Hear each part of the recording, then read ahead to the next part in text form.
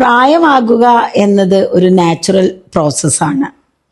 ആയുർവേദം ഇതിനെ സ്വാഭാവിക രോഗങ്ങളിലാണ് പെടുത്തിയിട്ടുള്ളത്.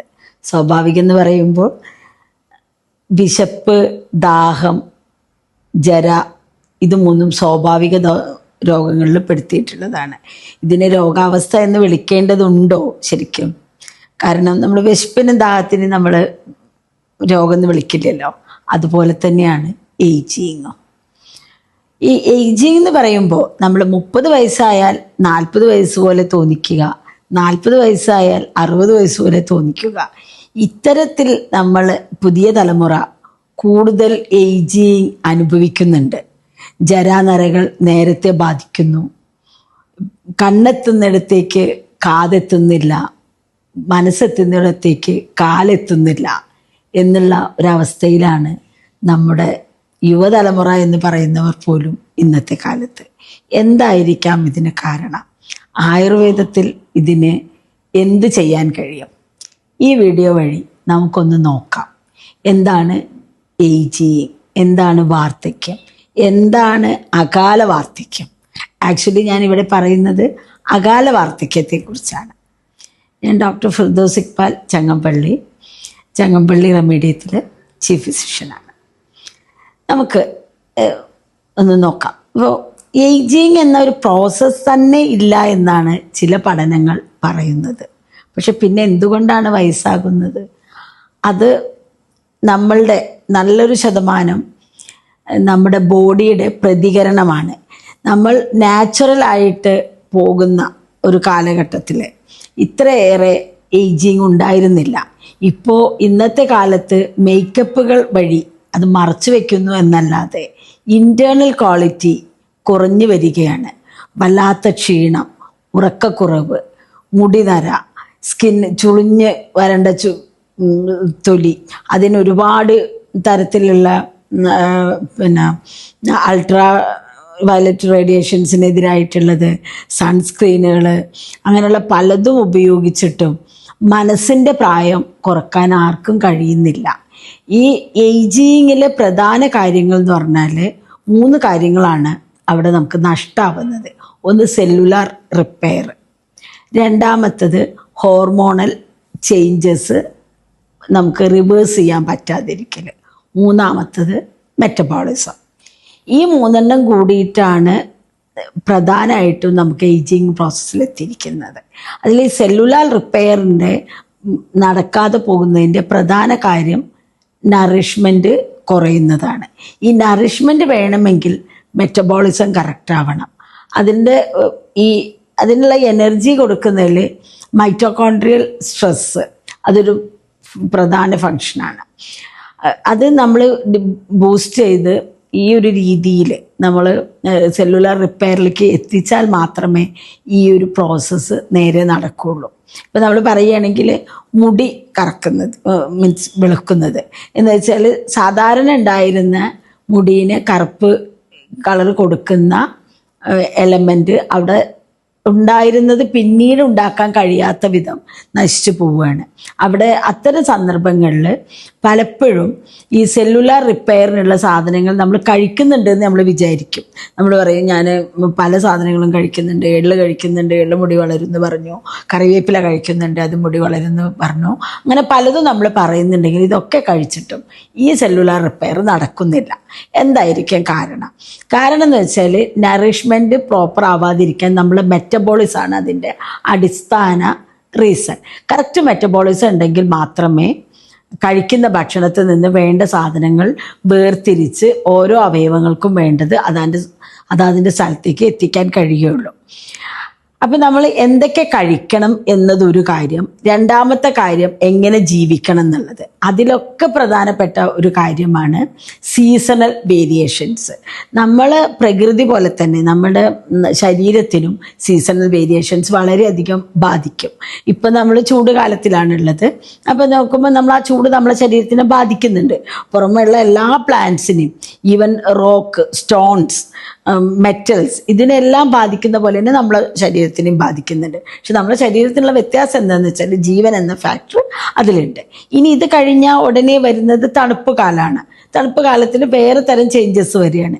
അപ്പോൾ നമ്മൾ ചൂട് കാലത്ത് കൊടുക്കേണ്ട കറക്റ്റ് ചര്യകൾ ചെയ്യാതെ അടുത്ത കാലത്തിലേക്ക് പോകുമ്പോൾ ചൂട് കാലത്ത് അക്യുമുലേറ്റ് ചെയ്ത ദോഷങ്ങൾ അതേപടി തണുപ്പ് കാലത്തിലേക്ക് പോവുകയും അവിടെ വീണ്ടും അടുത്ത കോംപ്ലിക്കേഷൻസ് വരികയും ചെയ്യുന്നു. ബോഡിയുടെ മെറ്റബോളിസം കറക്റ്റ് ആവില്ല. അപ്പോൾ നമ്മൾ ഈ മെറ്റബോളിസത്തിന് ആയുർവേദത്തിൽ പറയാം അഗ്നി എന്നുള്ള വേർഡിലാണ് ഡിനോട്ട് ചെയ്യുന്നത്. അപ്പോൾ നമ്മൾ അതേപോലത്തെ ഒരു വേർഡ് തന്നെയാണ് ഇൻഫ്ലമേഷൻ എന്ന് പറയും ഇംഗ്ലീഷിൽ.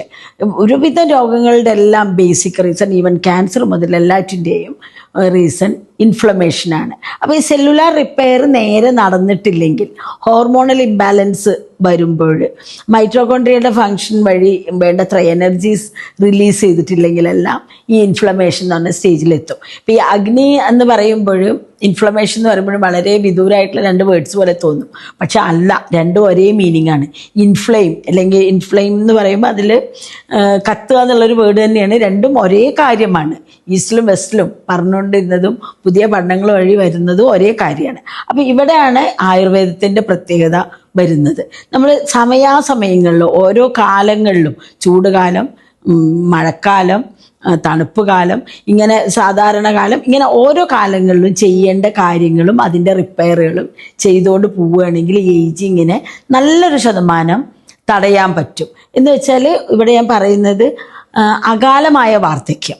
ആയുർവേദത്തിൽ വാർദ്ധക്യം അല്ലെങ്കിൽ വൃദ്ധരെന്ന് പറയുന്നത് 70 ഇയേഴ്സിന് ശേഷമുള്ളവരെയാണ്.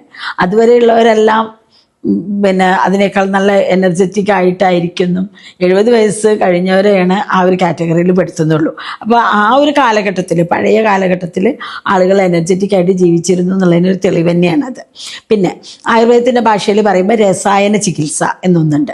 നിങ്ങളൊക്കെ കേട്ടിട്ടുണ്ടാവും രസായനം എന്ന്. അപ്പോൾ പലപ്പോഴും ആ രസായനം എന്ന് പറയുമ്പോൾ ആദ്യം മനസ്സിൽ വരുന്നത് ചവനപ്രാശാണ്. ഈ ചവനപ്രാശം എന്ന് പറയുന്ന രസായനത്തിൻ്റെ ഒരു പ്രത്യേകത എന്ന് പറഞ്ഞാൽ ചവന മഹർഷിക്ക് വാർദ്ധക്യം ബാധിക്കുകയും അതുവഴി അതിനാൽ പ്രാർത്ഥിച്ചിട്ട് ലഭിക്കുന്ന, ദൈവം പ്രത്യക്ഷപ്പെട്ടിട്ട് കൊടുക്കുന്ന ഒരു വരദാനമായിട്ടാണ് അതിൻ്റെ സ്റ്റോറി. എന്ത് തന്നെ ആയാലും ചവനപ്രാശത്തിലെ ഇൻഗ്രീഡിയൻസ് നമ്മൾ വേറെടുത്തി നല്ല ഭംഗിയായിട്ട് പഠിച്ചു നോക്കുമ്പോൾ നമുക്ക് മനസ്സിലാക്കാവുന്നൊരു രസകരമായ കാര്യം, അതിൽ വളരെയധികം മെറ്റബോളിസം ഇമ്പ്രൂവ് ചെയ്യുന്ന മെഡിസിൻസ് ഉണ്ട്. അതുകൂടാതെ വൈറ്റമിൻ സി തുടങ്ങിയ കുറേ മിനറൽസും അത്തരം സാധനങ്ങളുണ്ട്. പക്ഷേ ഇവിടെ മെറ്റബോളിസത്തിന് എത്രയധികം ഇമ്പോർട്ടൻസ് കൊടുക്കുന്നു എന്നുള്ളതാണ് നമ്മൾ ആലോചിക്കുന്നത്. അപ്പോൾ ഈ രസായന തെറാപ്പിയുടെ മുന്നേ, അപ്പോൾ ഇത് മാത്രം കഴിച്ചുകൊണ്ടൊരു കാര്യവുമില്ല, ഒട്ടും കാര്യമില്ല എന്നല്ല, മീൻസ് നമ്മൾ വിചാരിക്കുന്ന പൂർണ്ണ ആയിട്ടുള്ള ഫലം കിട്ടില്ല. ഇതിനു മുമ്പ് ഒരുപാട് ചര്യകളുണ്ട്. മനസ്സ് ശാന്തമാക്കി വെക്കണം. മനസ്സ് നമ്മൾ ശാന്തമല്ലെങ്കിൽ, മനസ്സ് ശാന്തമല്ലാതിരിക്കുമ്പോൾ ഉണ്ടാകുന്ന ഒരു പ്രശ്നം എന്ന് പറഞ്ഞാൽ കോർട്ടിസോൾ ലെവൽ കൂടും. പിന്നെ അത് തന്നെ ഏജിങ്ങിൻ്റെ വലിയൊരു ഫാക്ടറാണ്. പിന്നെ ആയുർവേദത്തിൽ പറയും പ്രജ്ഞാപരാധം. പ്രജ്ഞാപരാധം എന്ന് പറഞ്ഞാൽ ഇൻ്റലക്റ്റ് കൊണ്ട് ചെയ്യുന്ന അപരാധങ്ങൾ, അതിനെയാണ് പ്രജ്ഞാപരാധം എന്ന് പറയുക. ധൃതി, സ്മൃതി ഇതുകൊണ്ട് ചെയ്യുന്ന, മനുഷ്യരിൽ റീസണിങ് പവർ ഉപയോഗിച്ചിട്ടും ബുദ്ധിപരമായിട്ട് നമ്മൾ പറയാം കുറച്ചും കൂടി കണ്ണിങ്നെസ് ആയിട്ടുള്ള നേച്ചർ, അവരെ പറ്റിക്കണം ഇവരെ പറ്റിക്കണം, ഈ രീതിയിലൊക്കെയുള്ള ആ ഒരു കണ്ണിങ്നെസ്, നമുക്ക് സെൽഫിഷ്നെസ്, എങ്ങനെ എല്ലാ കാര്യങ്ങളും എൻ്റേതാക്കി മാറ്റാം, ഇത്തരം കാര്യങ്ങൾ നമുക്ക് ഒരുപാട് സ്ട്രെസ്സ് കൊണ്ടുവരുന്നുണ്ട്. ഇതിനെല്ലാം കൂടി ചേർത്തിട്ടുള്ള ഒരു സംജ്ഞയാണ് പ്രജ്ഞാപരാധം എന്ന് പറയുന്നത്. ഈ പ്രജ്ഞാപരാധത്തിനെ ഒഴിവാക്കുന്നതും ഏജിങ് കുറയ്ക്കുന്നതിനുള്ള നല്ലൊരു വഴിയാണ്. പിന്നെ അതുപോലെ തന്നെയാണ് നമ്മൾ എണ്ണ, ഓയിലിൻ്റെ ഉപയോഗം. ഓയിൽ എങ്ങനെ ഉപയോഗിക്കുന്നതെന്ന് വെച്ചാൽ നമ്മൾ എക്സ്റ്റേണൽ അപ്ലിക്കേഷൻ ആയാലും ഇൻറ്റേർണലി ഗീ ആണ് ഈ ഓയിലിനെസ് കൊടുക്കാൻ വേണ്ടിയിട്ട് ഉപയോഗിക്കുന്നത്. അതും ഏജിങ്ങിനെ തടയുന്നതാണ്. ഇപ്പോഴത്തെ ഒരു കാലഘട്ടത്തിൽ എന്ന് പറഞ്ഞാൽ പലരും, ഒരു 20 വയസ്സ് ആയിട്ടുള്ള കുട്ടികൾ പലപ്പോഴും എൻ്റെ അടുത്ത് വരുമ്പോൾ അത്ഭുതം തോന്നും. അവർക്കെല്ലാം ജോയിൻറ്റ് പെയിൻ ഉണ്ട്. കാരണം ജോയിൻറ്റിൽ ഇൻഫ്ലമേഷനാണ്. ഈ ഇൻഫ്ലമേഷൻ കാരണം ആ ജോയിൻറ്റ് റിപ്പയർ നേരെ നടക്കുന്നില്ല. അവിടെ കുറച്ച് കഴിയുമ്പോഴേക്കും വളരെ വേഗം തേയ്മാനം വരികയാണ്, എല്ലിന് തേയ്മാനം വരുന്നു. എന്താണ് ഈ തേയ്മാനം? അവിടെ റിപ്പയർ നടക്കുന്നില്ല. അവിടുത്തെ എല്ലിൻ്റെ പാർട്ടുകളും വേണ്ട കാര്യങ്ങൾ, മീൻസ് അതിൻ്റെ എല്ലിൻ്റെ മേലെയുള്ള ഒരു കോട്ടിങ് നഷ്ടപ്പെടുന്നത്, കാൽഷ്യം കുറയുന്നത്, വൈറ്റമിൻ കുറയുന്നു, B12 കുറയുന്നു, ഇങ്ങനെയാണ് വരുന്നത്. അപ്പം ഇത് എന്തുകൊണ്ടാണ്? നിങ്ങൾ ടേസ്റ്റുള്ള സാധനങ്ങൾ ഒരുപാട് കഴിക്കുന്നുണ്ടാവും.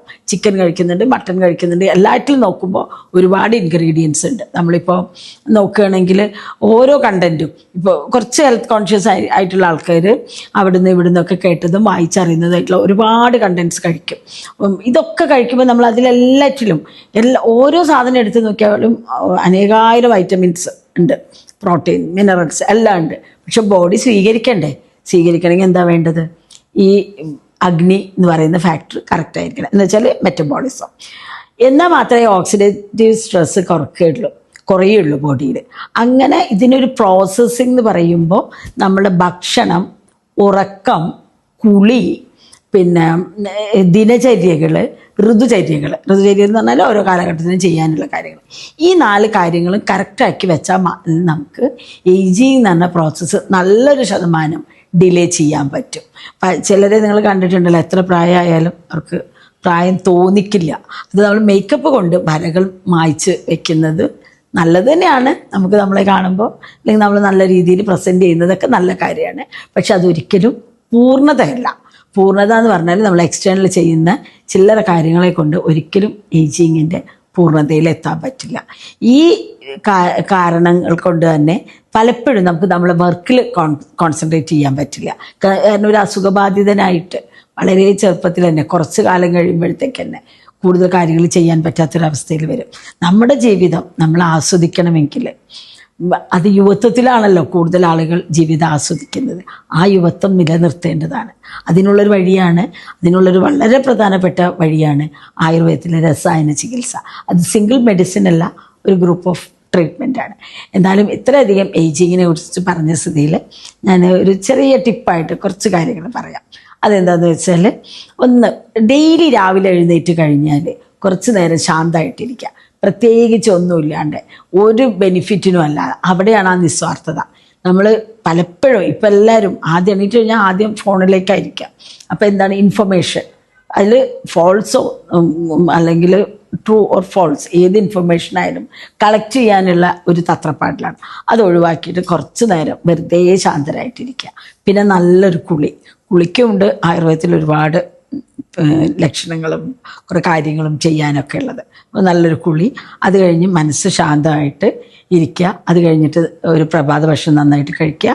പിന്നെ അവിടെ നിന്ന് അങ്ങോട്ടുള്ള ഭക്ഷണങ്ങൾ സീസണൽ വേരിയേഷൻ അനുസരിച്ചിട്ട് ഉള്ള ഫുഡുകൾ എടുക്കുക. അത് കഴിഞ്ഞ് രാത്രി ആകുമ്പോൾ, ഈവനിങ് ആകുമ്പോൾ ഏകദേശം സൂര്യാസ്തമയത്തോടു കൂടി തന്നെ ഭക്ഷണം കഴിച്ചിട്ട് നിർത്തുക. പിന്നെ ഈ ന്യൂട്രീഷ്യസ് ആയിട്ടുള്ള സാധനങ്ങൾ കറക്റ്റ് കഴിക്കുക. അതിൽ ഏറ്റവും കൂടുതൽ ആയുർവേദത്തിൽ ഏജിങ്ങിന് വേണ്ടിയിട്ട് പറയുന്ന ഒരു ഒറ്റമൂലി എന്നുള്ള രീതിയിൽ പറയാവുന്ന ഒരു സാധനം നെല്ലിക്ക തന്നെയാണ്. പിന്നീടുള്ളത് കുട്ടികൾക്ക്, മീൻസ് പ്രായമാവാത്ത ആളുകളുടെ, മീൻസ് ഒരു 70s എത്തിയ ആളുകൾക്ക് നെല്ലിക്ക വളരെ ഗുണം ചെയ്യും. പക്ഷെ അതുപോലെ തന്നെയാണ് ചെറുപ്പക്കാരിലും ഗുണം ചെയ്യുന്നൊരു ഫാക്ടറാണ് നെല്ലിക്ക. ഞാനിതിനൂടെ ചെറിയൊരു ഫുഡിൻ്റെ കാര്യം കൂടി പറഞ്ഞിട്ട് നിർത്താം. സാധാരണ കഴിക്കാവുന്നതാണ്. അതിൽ എള്ള്, കറിവേപ്പില, ഇപ്പോഴത്തെ ടേസ്റ്റിന് വേണ്ടിയിട്ട് ബദാം, അതേസമയം അത് ഗുണകരമാണ് ആയിട്ടുള്ളത്. വെള്ളത്തിലിട്ട് കുതിർത്ത് തൊലി കളഞ്ഞതിന് ശേഷമുള്ള ബദാം, ചക്കരയിൽ ധാരാളം വൈറ്റമിൻസ് ഉണ്ട്. അതുപോലെ തന്നെ അയൺ കണ്ടൻറ്റ് കൂടുതലാണ്. ഇതെല്ലാം ചേർത്തിട്ട് ഇടിച്ച് വെച്ചിട്ട് തേങ്ങയും ചേർക്കാവുന്നതാണ്. ഒരു പലഹാരം പോലെ കഴിക്കുന്നത് ഒരു പരിധി വരെയൊക്കെ ഈ പിന്നെ ചെറുപ്പക്കാരിലെ ഏജിങ്ങിന് തടസ്സം നിൽക്കാം. ഈ ഒരു ഫുഡൊന്ന് ഉണ്ടാക്കി കഴിച്ച് നോക്കൂ. ഒരു മേ ബി ഒരു 41 days കഴിച്ച് കഴിയുമ്പോൾ തന്നെ മുടിക്ക് തിളക്കവും അതുപോലെ കണ്ണിന് തിളക്കമൊക്കെ കിട്ടും. ഇതൊന്ന് ചെയ്ത് നോക്കൂ. നന്ദി, നമസ്കാരം.